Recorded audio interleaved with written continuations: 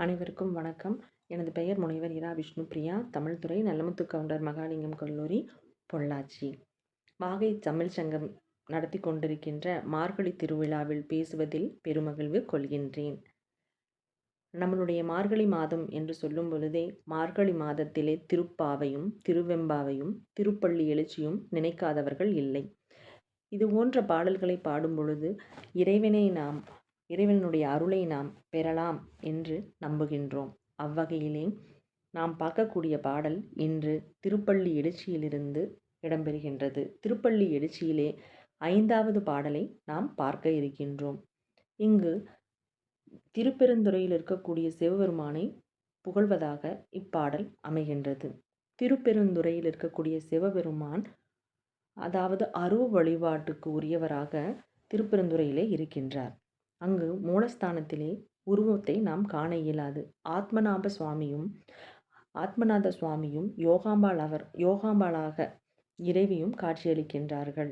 இங்கே குருந்த மரம், அக்னி தீர்த்தம், தல விருட்சமாக குருந்த மரமும் தீர்த்தமாக அக்னி தீர்த்தமும் இருக்கின்றது. இங்கே திருப்பெருந்துறையில் இருக்கக்கூடிய சிற்ப வேலைப்பாடுகளும் அங்கு இருக்கக்கூடிய இட அமைப்புகளையும் கோவிலினுடைய நுட்பங்களையும் கண்டால் சிற்பிகளாலும் இன்று ஆச்சரியப்படக்கூடிய கோவிலாக இருக்கக்கூடியது இந்த திருப்பெருந்துறையில் இருக்கக்கூடிய கோவில். அரிமர்த்தன பாண்டியனின் அமைச்சராக இருந்த மாணிக்க வாசகர் தன்னுடைய திருவாசகத்தின் 20வது பதிகமாக திருப்பள்ளி எழுச்சியை இயற்றியுள்ளார். இத்திருப்பள்ளி எழுச்சி எண்சீர் கழிநடியடிகளாக இருக்கின்றது. இங்கே இந்த பாடல், ஒவ்வொரு பாடலுமே திருப்பெருந்துறை மன்னா, பள்ளி எழுந்திருளாயோ, இந்த மாதிரியான வரிகள் இந்த திருப்பள்ளி எழுச்சியின் 10 பாடல்களிலும் இடம்பெறுகின்றது. திரு என்றால் சிறப்பு, பள்ளி என்றால் உறக்கம், எழுச்சி என்றால் விழிக்கக்கூடியது. இறைவனை காலையில் எழுந்திருக்குமாறு பாடக்கூடியதாக இந்த பாடல் அமைகின்றது.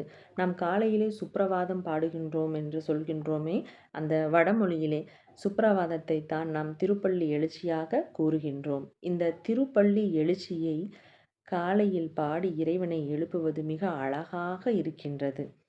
அதிலும் மன்னர்களை எல்லாம் எழுப்பும் பொழுது துயிலெடை நிலை என்று சங்க காலத்திலே கூறுவார்கள். அப்படி இறைவனை எழுப்புகின்றார்கள். இந்த பாடல் பூதங்கள் தோறும் நின்றாய், பூதங்கள் தோறும் நின்றாய் என்று சொல்லும் பொழுதே பஞ்சபூதங்களாக இருக்கக்கூடியவன் இறைவன். படைத்தல், காத்தல், அழித்தல், அருளல், மறைதல் என்று சொல்வார்கள். அதிலே அழித்தல் தொழிலுக்கு உரியவராக சிவபெருமான் விளங்குகின்றார்.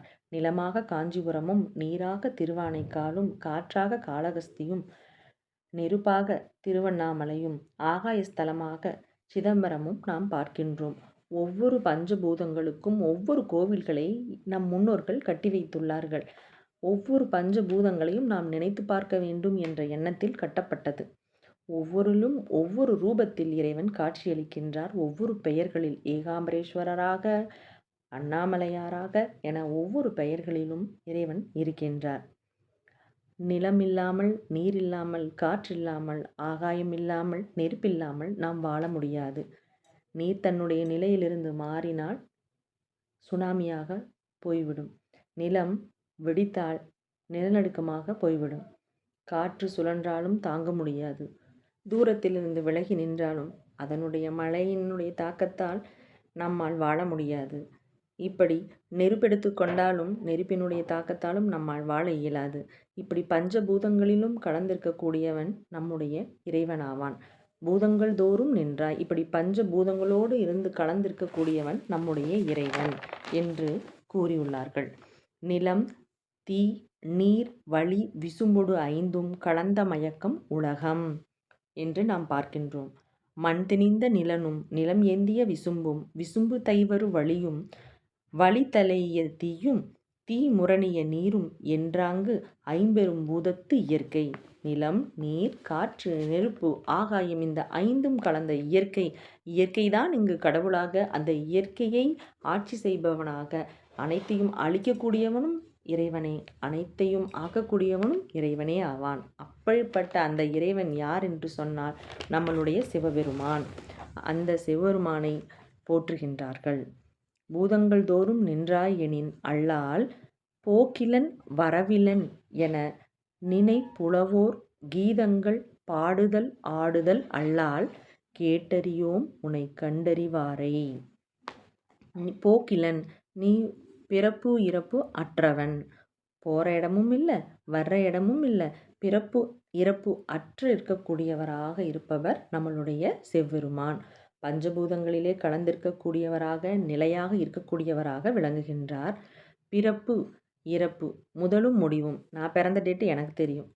நம்ம இறந்தோம் அப்படின்னா இத்தனாம் தேதி இறந்தாங்க அப்படிங்கிறது தெரியும். பிறப்பும் இறப்பும் அற்றவன், பிறவா யாக்கை பெரியோன் என்று சிலப்பதிகாரத்திலே சொல்கின்றார்களே, அதே போல பிறவாத யாக்கைக்குரிய பெரியோனாக இங்கு செவ்வெருமான் இருக்கின்றார். விண்டவர் கண்டிலர், கண்டவர் விண்டிலர் என்று கூறுவார்கள். அதைத்தான் நாம் இங்கு நோக்க வேண்டும். கீதங்கள் பாடுதல் ஆடுதல் அல்லால், உன்னை சிவபெருமானே, உன்னுடைய கீதங்களை, உன்னுடைய புகழை நாங்கள் பாடுகின்றோம், சந்தோஷமாக மகிழ்ந்து ஆடுகின்றோம். இப்படி புலவர்கள் பெருமக்கள் அனைவரும் உன்னுடைய செயலை புகழ்கின்றார்கள். ஆனால் உன்னை கண்டறிவாரை கேட்டறியோம். நான் இந்த மாதிரி இறைவன் இப்படி பார்த்தேன், இப்படி ஒளியில் இருந்தார், இந்த மாதிரி ஆடை அணிந்திருந்தார், எனக்கு இப்படி அருள் புரிந்தார், இப்படி யாரும் நான் கண்டேன் அப்படின்னு சொன்னவங்கள நாங்கள் காதலையும் கூட நாங்கள் கேட்டது கிடையாது. கண்டறிவாரை கேட்டும் அறியோம், நாங்கள் கேட்டது கிடையாது. சீயங்கொள் வயல் திருப்பெருந்துறை மன்னா. சீதங்கொள், சீதங்கொள் என்றாலே சீதம்னா குளிர்ச்சி, குளிர்ச்சி பொருந்திய நீர் நிறைந்திருக்கக்கூடிய வயல்கள் சூழ்ந்திருக்கக்கூடியது தான் இந்த திருப்பெருந்துறை. அப்படிப்பட்ட திருப்பெருந்துறைக்கு அரசனாக மன்னனாக விளங்கக்கூடியவர் நம்மளுடைய சிவபெருமான். பொதுவாக ஒரு இடம் எப்படி இருக்கும்? காஞ்சதாக இருக்கும், மழை இருக்காது, செழிப்பில்லாமல் இருக்கும். நம்ம சொல்கிறோம் இல்லைங்களா? இந்த ஒரே லைனில் அந்த நாட்டினுடைய செழுமையை, அந்த ஊரினுடைய சிறப்பை சொல்லிட்டார். சீதங்கொள் வயல், குளிர்ச்சி பொருந்திய வயல் சூழ்ந்த இடம் என்று அந்த ஒரு வரியிலேயே மிக அழகாக சொல்லுகின்றார். சிந்தனைக்கும் அறியாய், என்னுடைய சிந்தனை சிறுமையானது, அப்படிப்பட்ட சிந்தனை இல்லை. எத்தனையோ சிந்தனையை நம்ம யோசிச்சோம்னு சொன்னாலும் நம்மளுடைய சிந்தனைக்கு எட்டாத எல்லையினுடைய தூரத்தில் இருக்கக்கூடியவர் நம்மளுடைய சிவபெருமான். எங்கள் முன் வந்து ஏதங்கள், ஏதம் என்றால் நம்மளுடைய பாவம் குற்றம். நம்ம எல்லாரும் நிறைய தவறுகள் செஞ்சுருக்கிறோம். மனசு மிருகங்களாக இருந்தாலும் சரி, சின்ன எறும்பாக இருந்தாலும் சரி, எத்தனையோ தண்டனைகள் நமக்கு கண்ணுக்கு தெரிஞ்சும் சரி, தெரியாமையும் சரி, நிறைய பாவங்கள் நம்ம செஞ்சுருக்கிறோம். அதுக்காக பாவங்கள் செய்யாதவங்க இந்த உலகத்தில் யாராவது இருக்காங்களா அப்படின்னு பார்த்தோன்னா, நம்ம பார்த்து இவங்க தான் அப்படின்னுலாம் உறுதியாக சொல்ல முடியாது. எல்லார்கிட்டையும் ஏதாவது ஒரு குறைகள் இருக்கும். அப்படி பார்க்கையில் ஏதங்கள் அறுத்து எம்மை ஆண்டு அருள் புரியும். என் மனசுக்குள்ளேயும் சரி, மற்றவங்க மனசுக்குள்ளேயும் சரி, எல்லாரும் நம்ம மனசுக்கு நம்ம நல்லவங்கன்னு நினச்சாலும் நம்மளுக்கே தெரியாமல் நிறைய குற்றங்கள் நம்ம செஞ்சுருப்போம். அப்படிப்பட்ட குற்றங்களை எல்லாம் நம்ம என்ன பண்ணணும் அப்படின்னு சொன்னால் இறைவன்கிட்ட சமர்ப்பிக்கிறோம். அப்படிப்பட்ட குற்றங்களை எல்லாம் நீக்கி அருள் புரியக்கூடியவராக நம்மளுடைய இறைவன் சிவபெருமான் இருக்கின்றார். ஏன்னா அவர் தான் அழிக்கக்கூடிய கடவுள். நம்மளுடைய குற்றங்களை அவர் அழிச்சிருவார். அப்படி ஏதங்கள் அறுத்து எம்மை ஆண்டு அருள் புரிய வேண்டும். என்னை நீ ஆட்கொண்ட வேண்டும், எனக்கு நீ அருளும் புரிய வேண்டும். இறைவனே, உன்னை வேண்டுறேன், நீ எனக்கு அருள் செஞ்சு என்னுடைய நிலையை நீ உயர்த்தணும். எம்பெருமான் பள்ளி எழுந்தருளாயே. இறைவனே, சிவபெருமானே, நீ உன்னுடைய உறக்கத்திலிருந்து விழித்து என்னுடைய மனசுக்குள்ள இருக்கக்கூடிய இருளை நீக்கி வாழ்க்கைக்கு ஒளியை கொடுக்க வேண்டும். ஆன்மாவிற்கு உன்னை ஒளியை தர வேண்டும். இருள் நீங்கி ஒளி எழுப்புவது போல மனதில் இருக்கக்கூடிய அசுத்தங்களை நீக்கி மனதிலே தூய்மையை நிலைநாட்டச் செய்ய வேண்டும். அதற்கு இறைவனே, உன்னை நான் போற்றி வழிபடுகின்றேன் என்று கூறுகின்றார். இதே மாணிக்கவாசகர் என்ன சொல்றார் அப்படின்னா, வானாகி மண்ணாகி வழியாகி ஒளியாகி ஊனாகி உயிராகி உண்மையுமாய் இன்மையுமாய் கோனாகி யான் என தென்றவரை கூத்தாட்டு வானாகி நின்றாயை என் சொல்லி வாழ்த்துவனேன்னு சொல்கிறார்.